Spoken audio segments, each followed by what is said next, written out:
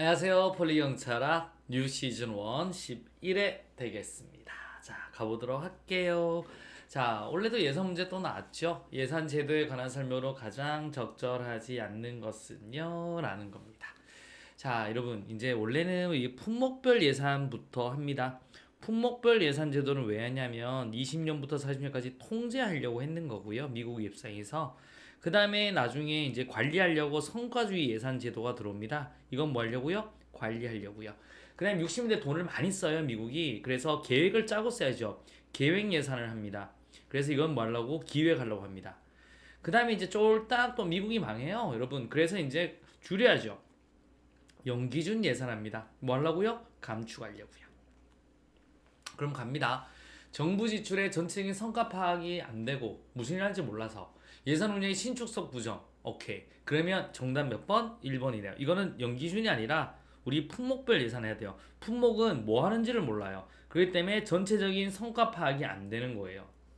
그 다음에 예산 운영의 신축성 부정이에요. 그러니까 통제하려고 너무 통제가 세다 보니까 신축성이 없어요. 그러니까 노트북 한 대 100만 원, 그래서 10대를 산대요. 직원들 준다고. 그러면 10대를 올린 거예요. 한 명이 퇴사했어요. 그래도 10대를 사야 되는 겁니다. 이런 신축성 부정은 이거는 연기준이 아니라 뭐라고요? 품목별 예산이다 라고 하셔야 돼요. 품목별. 그래서 1번 틀린 거고요. 성과주의 예산은 사업별이거든요. 이게 여기서 사업별이에요. 정부가 무슨 일을 하느냐에 중점을 두는 제도로 관리하려고 한다. 원가 계산을 하는 거예요. 품목별 예산 제도는 정부 지출 대상이 되는 물품, 품목 등을 기준으로 한 예산 제도로, 그래서 예산의 남용과 오용을 방지하는 거예요. 통제하기 때문에. 자, 계획 예산입니다. 이제 의사결정에 일관성 있게 합리화합니다. 왜? 계획에서 돈을 쓰잖아요. 그러니까 의사결정의 일관성과 합리화를 위한 제도지만 이거 직권화되고 하향이 돼요. 왜냐면 이 계획을 짜는 게 쉬운 게 아니거든. 이 계획을 전문가들이 짜서 결정자가 딱 합니다. 그 다음에 야 시키는 대로 해라고 떨어뜨려 버려요. 그래서 하향적이고 직권화되었다. 그래서 조직 구성원의 참여가 저해한다는 한계가 있다. 그래서 참여가 잘 안 돼요. 너무 어려워서. 정답 몇 번? 1번이 되겠습니다. 자, 2번 한번 또 보시겠습니다. 가장 적절하지 않는 것은요. 자, 또 가볼게요. 품목별 예산 제도는 회계 집행 내용과 책임이 명확하여 인건비 등 경직성 경비의 적용이 용이하다. 맞습니다, 여러분. 그래서 정말 노트북 10대, 물론 책 산 권에 3만 원인데 10권 산도 30만 원 받아갔죠? 그럼 30권이 있어야 되는 거예요, 여러분. 그래서 인건비 등 경직성 경비의 적용이 유리하다라는 겁니다. 딱 몇 명, 얼마 이게 나오잖아요. 그 다음에 또 가볼게요. 성과적 예산제도는 사업별이죠. 자원 배분의 합리성과 예산 집행의 신축성을 기할 수 있으나 국민의 입장에서는 국민에 있으며 국민의 입장에서 행정기관의 활동을 이해하기 쉽다. 사업별이라서 자원 배분의 합리성, 그다음에 예산 집행의 신축성을 기할 수 있죠. 왜냐하면 사업별이기 때문에 이렇게도 볼 수 있는 거고요. 또 한 번 갑니다. 계획 예산이죠. 장기적인 기획과 단기적인 예산 편성을 유죠. 그러니까 우리 여행 갈 때 보면 계획을 세우잖아요. 계획을 세우고 첫날 얼마, 둘째 얼마, 셋째 얼마 이렇게 하는 거예요. 그 장기적인 기획과 단기적인 예산 편성을 유기적으로 연결해서 자원 배분의 일관성과 합리성을 도모한다라고 보시면 되겠습니다. 그런데 원래 이게 좀 문제가 좀 살짝 애매한 게 이 자원 배분의 합리성이라는 걸 원래 여기서 써야 되는 거예요. 그런데 이 품목보다는 자원 배분의 합리성이 더 있거든.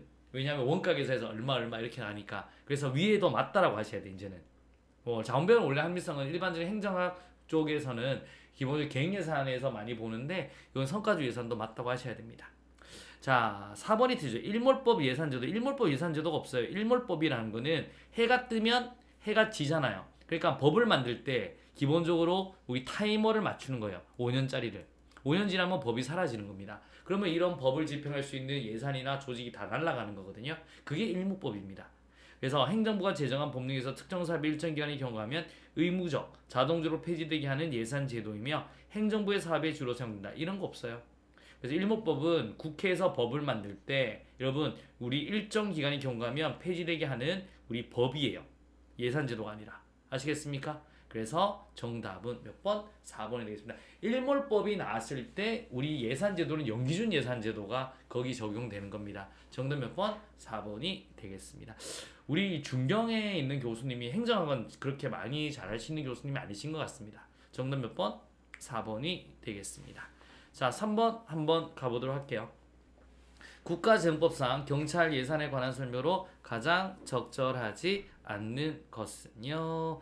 자, 경찰청장은 매년 1월 31일까지 해당 회계연도부터 5회계연도 이상의 기간에 신규 사입 및 경찰청장이 정하는 주요 계속 사업에 대한 중기사업 계획서를 기획예산처 장관에게 제출한다. 자, 1월 30일까지 중기사업 계획서를 기획예산처 장관에게 제공하죠. 중앙관세청이. 그런데 뭐가 틀렸냐면 경찰청장이 정하는 게 아니에요. 누가 정한다?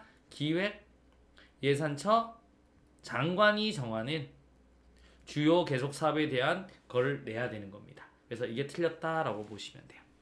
자, 기획예산처 장관은 국무의 심의, 대통령 승인을 얻은 다음 연도의 예산안 편성 지침을 매년 3월 31일까지 경찰청장에게 떨어뜨린다. 맞습니다. 총회하고 편성 지침을 3월 31일까지 떨어뜨려야 되죠. 오케이, 맞습니다.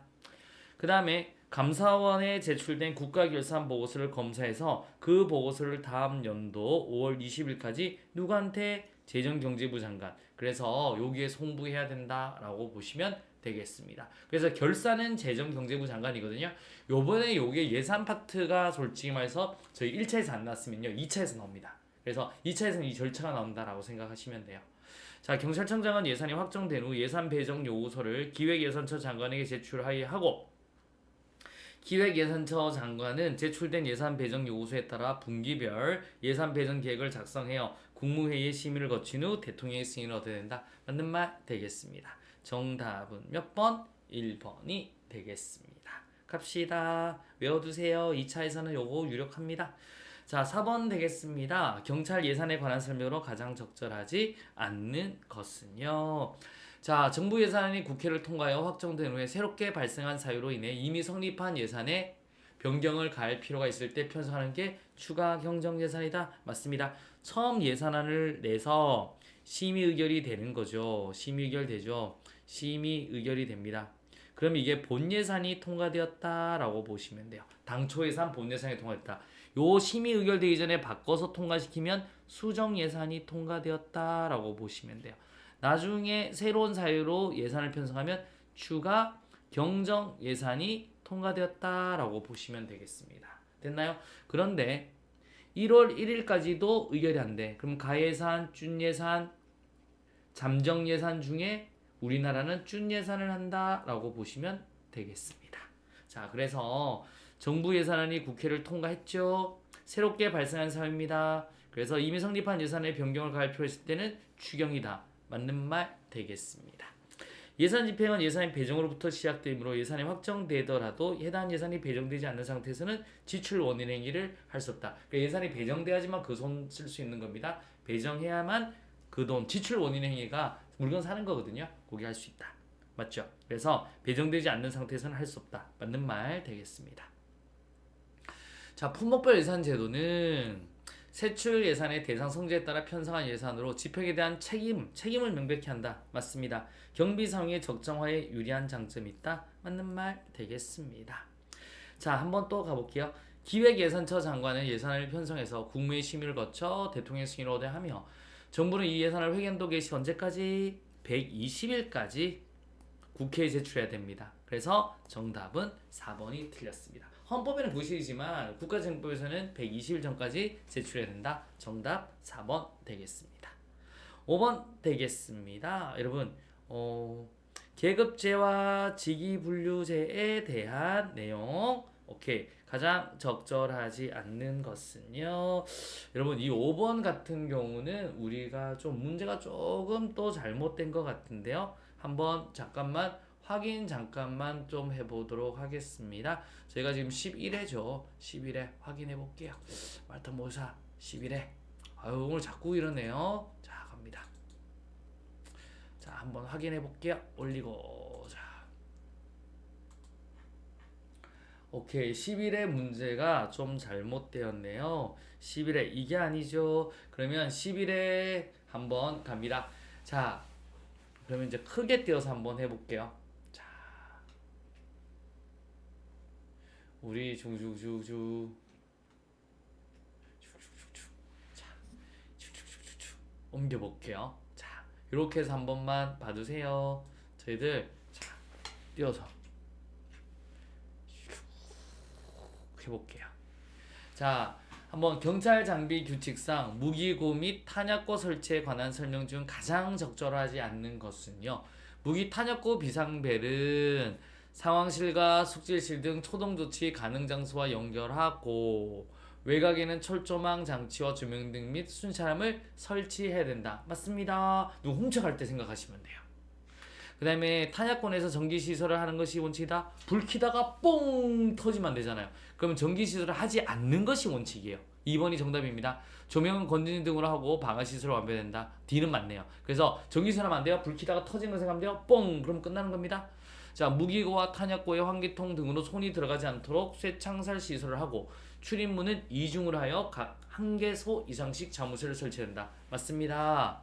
탄약고는 무기고와 분리되어야 하며 가능한 본청사와 격리된 독립건물로 해야 된다. 맞죠? 무기 훔치고 탄약 훔치면 안 되잖아요. 그러니까 찢어놔야 되는 겁니다. 정답은 몇 번? 2번이 되겠습니다. 자, 오늘도 굉장히 고생하셨습니다. 근데 중간에 약간 이제 우리 오류가 있어서 죄송합니다. 자, 오늘도 좋은 습관이 학교로 인도한다. 오늘도 마라톤 보기사의 김규도였습니다. 여러분, 내일 또 뵐게요.